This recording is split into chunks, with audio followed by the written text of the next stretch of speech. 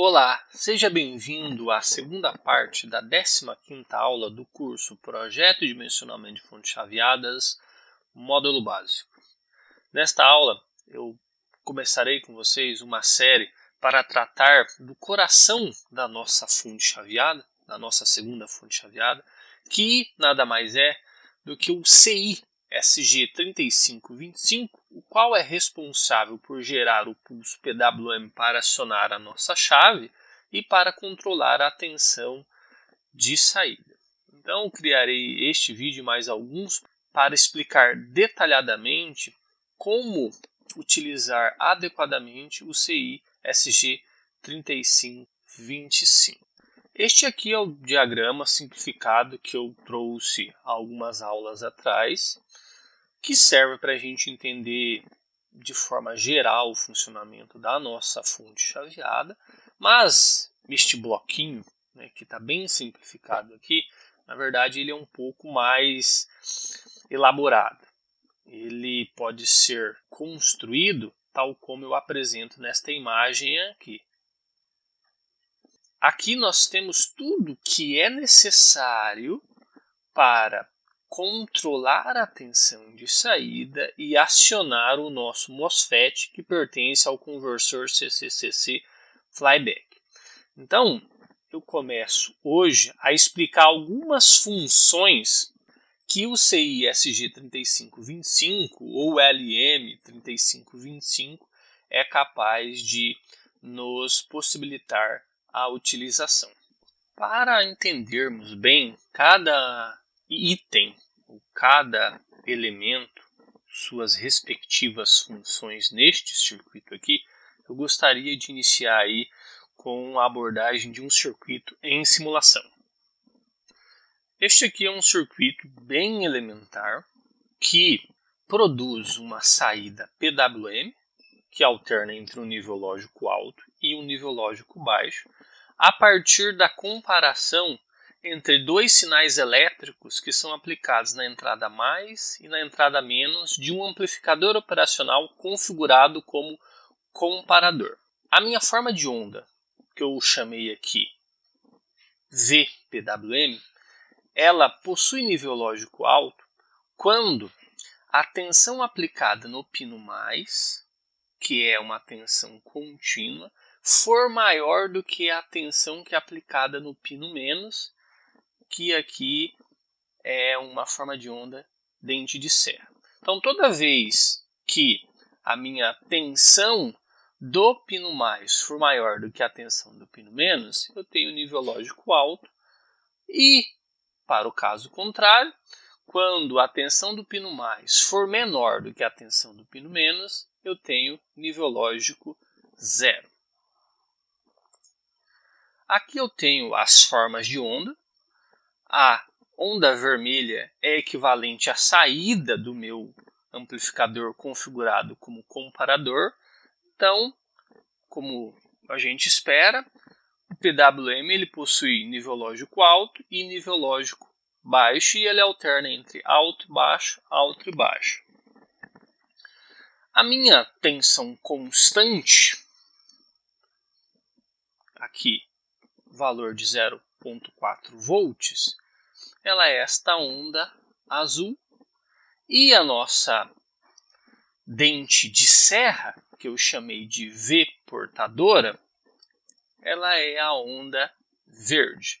Então perceba que enquanto a tensão azul, que é chamada de moduladora, é maior do que a portadora, que é a onda triangular, eu tenho nível lógico alto, e para o tempo em que a minha onda verde é maior do que a minha onda azul, ou seja, portadora maior do que moduladora, eu tenho nível lógico baixo. A largura do pulso ela é controlada, então, pela amplitude da tensão chamada moduladora. Se eu aumento esta tensão, por mais tempo eu serei maior do que a V portadora e, portanto, o pulso ficará mais largo. Vamos lá. Se eu pego este cara e dobro ele, coloco aqui 0,8, e mando simular novamente, você percebe que a V moduladora ficou maior, por mais tempo ela é maior do que a onda verde da portadora e, portanto, largura de pulso maior. E, em contrapartida, o tempo em nível lógico baixo ele acaba ficando menor. Mas, se eu somar o tempo em nível lógico alto mais o tempo em nível lógico baixo, sempre será constante e ele equivale aí ao nosso período de comutação, que é 1 sobre a frequência de comutação. Então, 1 sobre 70.000 equivale a aproximadamente 14,3 microsegundos, certo? Se, por acaso, eu diminuir a tensão moduladora, por exemplo, para 0,2, eu terei o efeito aí contrário. Eu terei uma redução da largura do pulso PWM e um aumento aí do tempo, que equivale ao nível lógico 0. Então, o segredo é, para gerar um PWM, eu manipulo o valor da tensão que é aplicada no pino mais, que a gente chama de moduladora. Eu vou mostrar essas mesmas formas de onda agora no osciloscópio, e as formas de onda são retiradas do CI SG3525. Você pode observar aí na tela agora as 3 formas de ondas experimentais equivalentes a estas 3 formas de onda aqui. A onda vermelha, que é o nosso PWM, aqui ela equivale à onda amarela. Então eu tenho o nível lógico alto e o nível lógico baixo. Eu tenho também a onda azul aqui, ela é mostrada aqui no canal 2 e ela equivale a esta reta que também está na cor azul. E a nossa tensão dente de serra, que é esta onda verde claro aqui, ela é para a gente esta tensão aqui, ó, esta forma de onda também verde. Então perceba que eu tenho aqui estas mesmas formas de onda aqui, eu tenho aqui na tela. Com a diferença que o SG3525 ele gera 2 sinais PWM, um na saída 14 e um na saída 11, e eles são defasados em 180 graus. Aqui eu só estou mostrando a saída 14. E isto faz com que individualmente cada PWM tem uma frequência que é metade da frequência da portadora. Então você pode observar aqui, ó, a frequência do PWM está em 69,84 kHz, mas a frequência da dente de serra, que é a do canal 4, que é esta onda verde aqui, ó, ela está ali o dobro, 139. Então esta é a única diferença, né? Aqui o PWM tem a mesma frequência da portadora e aqui o PWM ele tem metade da frequência da portadora. Mas se eu somasse eletronicamente falando, né, é possível de fazer isso, a saída 14, que é esta onda amarela, mais a saída do pino 11, que é uma onda complementar a esta, eu teria então um sinal que teria a mesma frequência da nossa onda portadora. Mas isso eu explicarei num vídeo futuro. O que interessa para a gente é que a diferença entre esta forma de onda e estas formas de onda aqui é a frequência do PWM, que ela é, neste caso, metade da frequência da nossa onda dente de serra. Tal como eu fiz aqui na simulação, variando o valor da tensão moduladora, que controla a largura do pulso, eu farei isto aqui também na onda experimental. Olha só que interessante. Eu irei diminuir a tensão moduladora e perceba que a largura do pulso ela vai diminuindo ao passo que a tensão moduladora diminui, a largura do pulso diminui. Mas se eu faço o movimento inverso, que é aumentar a nossa tensão, eu percebo aí um aumento da largura do pulso. À medida, então, que eu aumento a tensão moduladora, eu aumento a largura do pulso, certo? Eu quero explicar a vocês agora quais são os elementos do meu circuito que farão eu ter o controle da largura do pulso e da frequência da nossa dente de serra e também da frequência do nosso PWM. Então, eu dei um zoom aqui só na parte do CI SG3525 ou LM3525, operação em malha fechada. Então, eu dei aqui um recorte no circuito. Então, eu tenho este circuito aqui. E para modificar a frequência do nosso PWM e da dente de serra, eu preciso atuar nestes dois elementos, neste capacitor C2 e neste resistor R2. R2 mais R4 são conectados no pino 6 e eles estão em série. Eles formam o que a gente chama de RT e a gente vai ver que no datasheet também é chamado de RT. A resistência equivalente chamada RT. E o nosso capacitor C2 ele é chamado de CT. E o conjunto, então, C2 e os resistores R2 e R4 trabalham junto num circuito chamado oscilador.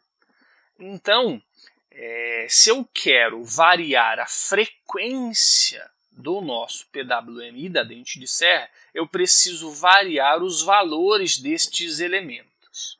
Então, como eu mencionei, RT é igual a R4 mais R2 e CT é igual a C2.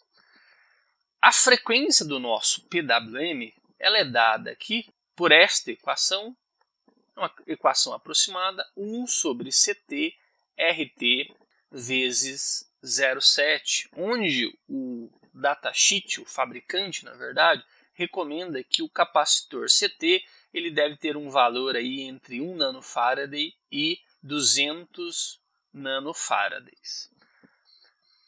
Se você escolhe um capacitor nesta faixa de valores, eu escolhi para o nosso projeto, que eu tinha em mãos, que era um capacitor de 4,7 nano. Como a nossa frequência de comutação ela é de 70 kHz, então eu manipulei essa equação e cheguei que o valor adequado aproximado para RT deve ser um resistor de 4,3 kHz. É importante que o valor que você obtiver aqui ele esteja entre 2K e 150K, que são os valores mínimos e máximo que o datasheet do fabricante informa para a gente. Então, o que eu fiz? Eu peguei este RT e dividi ele em duas parcelas, R4 e R2. Coloquei R4 como sendo um resistor de 2,2K, que era o que eu tinha aqui em mãos.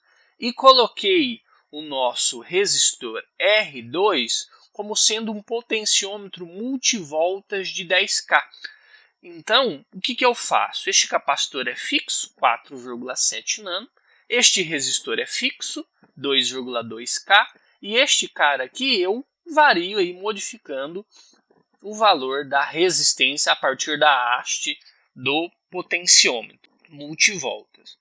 Então, quando eu giro o meu potenciômetro, eu modifico o valor desta soma aqui e, portanto, eu modifico na constante de carregamento deste capacitor. Então, Você pode utilizar resistor fixo, mas eu quis utilizar um resistor variável para ter um ajuste fino aí da frequência de operação. Então, o pino 6 do nosso CI SG3525 ou LM3525, nós conectamos um resistor RT, que neste caso eu dividi em duas partes, um resistor R4 e um multivoltas R2. E conectamos um capacitor aqui no pino 5, curto-circuitado com o pino 7, certo?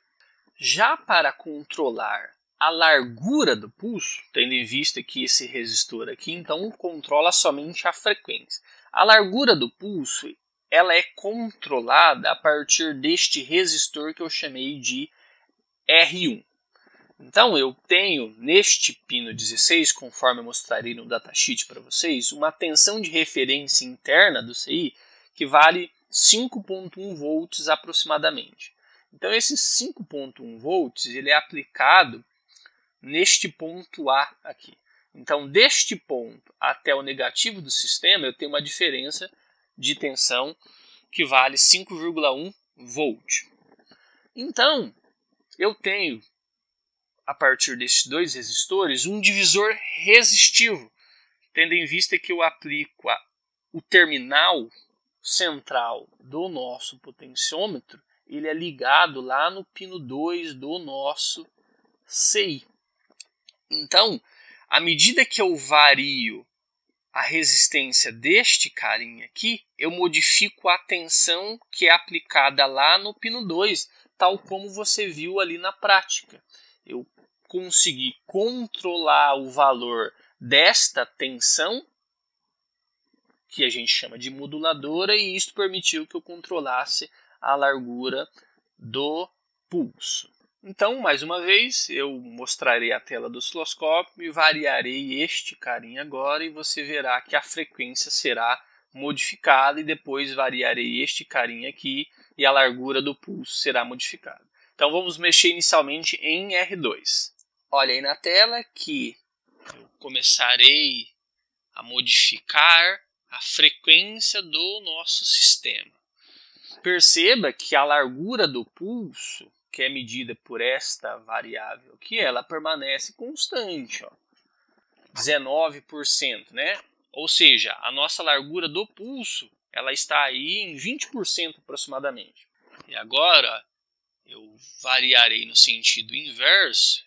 Desta forma, eu estou diminuindo a resistência e, portanto, o meu capacitor se carrega mais rápido, o que aumenta a frequência do meu sistema. Colocarei lá em 70 kHz novamente, que é a frequência de operação da nossa fonte chaveada. Então, eu acabei de mexer neste resistor aqui, ó. Agora eu irei variar a resistência deste carinho. Se eu diminuo a resistência deste cara aqui, eu diminuo a tensão do pino 2 e, portanto, eu diminuo a largura do pulso. Vamos lá. Eu estou diminuindo a tensão do pino 2.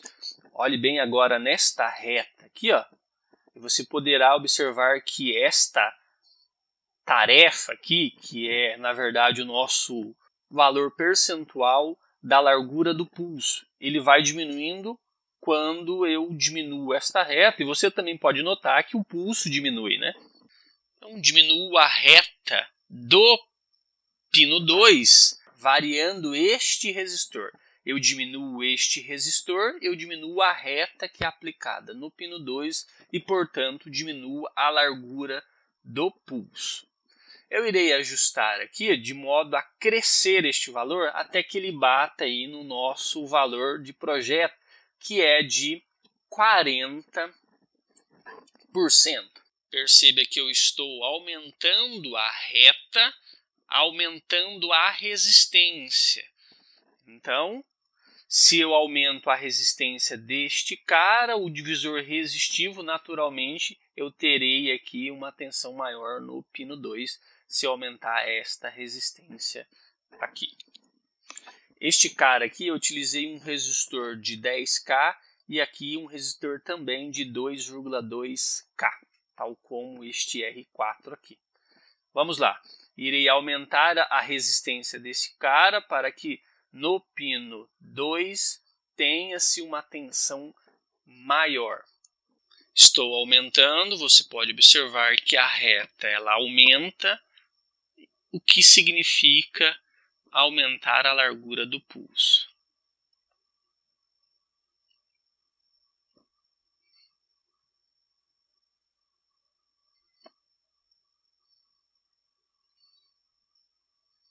Ótimo. Regulei aqui, ó, em aproximadamente 40%. Certo? Então, estes dois pedaços do circuito, resistores ligados ao pino 6 e o capacitor ao pino 7, controla a frequência do meu sistema. E a partir deste resistor R1, eu consigo controlar a tensão que eu aplico no pino 2 e, portanto, eu consigo controlar a largura do pulso. Certo? Mas vale mencionar que, para conseguir fazer o que eu estou fazendo, mostrar as formas de onda, eu tive que deixar o meu sistema em malha aberta, não como está demonstrado aqui. Este é o circuito que será utilizado em malha fechada. Para fazer os ajustes que eu estou mostrando para vocês, eu tive que colocar o sistema em malha aberta. E, para tanto, eu tive que neutralizar estes resistores R7, R8 e este capacitor que fazem parte aí de um controlador PI, que será o controlador utilizado para controlar a nossa fonte. Então eu tive que neutralizar.